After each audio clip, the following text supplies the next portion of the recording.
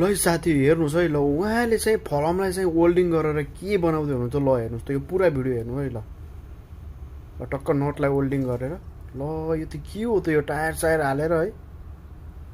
ल पुरा भिडियो हेरौँ है साथीहरू ल के रहेछ यो ल है ल ल त्यो समाउने होला त्यो हालेर है ल के हो त यो साथीहरू ल कमेन्ट गराउँ त ल के होला यो ल अचम्मैको बनाउनु भयो त ल ल ल के हो त यो ल डल्ला फोर्नी ल डल्ला फोर्नलाई चाहिँ एकदम उत्तम हुँदो रहेछ है यसले ल हेर्नु त ल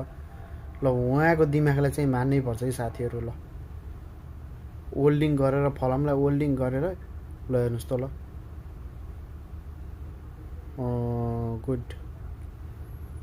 डल्ला फोर्नलाई चाहिँ अति उत्तम हुँदो रहेछ है ल साथीहरू तपाईँ हामीले पनि बनाउन सक्ने रहेछ है ल ल यस्तो यति मसिनो बनाउँदो रहेछ है ल